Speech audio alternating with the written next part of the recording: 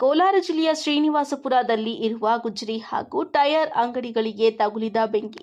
ಶ್ರೀನಿವಾಸಪುರ ಪಟ್ಟಣದ ಚಿಂತಾಮಣಿ ರಸ್ತೆಯಲ್ಲಿ ಇರುವ ಅಂಗಡಿಗಳು ಒಂದಕ್ಕೊಂದು ಅಂಟಿಕೊಂಡಿರುವ ಗುಜರಿ ಮಳಿಗೆಗಳು. ಸದ್ಯ 10ಕ್ಕೂ ಹೆಚ್ಚಿನ ಅಂಗಡಿಗಳಲ್ಲಿ ಕಾಣಿಸಿಕೊಂಡ ಬೆಂಕಿಯ ಕೆನ್ನಾಲಿಗೆ. ಇನ್ನು ಹೆಚ್ಚಿನ ಅಂಗಡಿಗಳಿಗೆ ಬೆಂಕಿ ತಗುಲುವ ಆತಂಕ.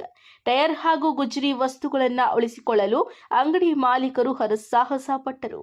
ಬೆಂಕಿಯ ಬಳಿ ನುಗ್ಗಲು ಯತ್ನ, ಪೊಲೀಸರಿಂದ ತಡೆ. ಸ್ಥಳದಲ್ಲಿ ಹೆಚ್ಚಿನ ಪೊಲೀಸ್ ಬಂದೋಬಸ್ತ್ ನಿಯೋಜನೆ. ಗುಂಪು ಚದುರಿಸಲು ಪೊಲೀಸರಿಂದ ಲಘು ಲಾಠಿ ಪ್ರಹಾರ ಮಾಡಲಾಯಿತು.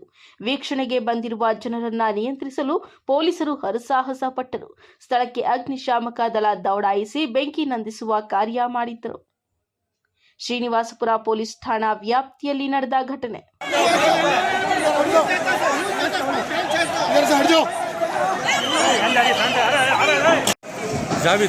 ಜಾವೇದ್ ಗುಜರಿ ಅಂಗಡಿನಾ?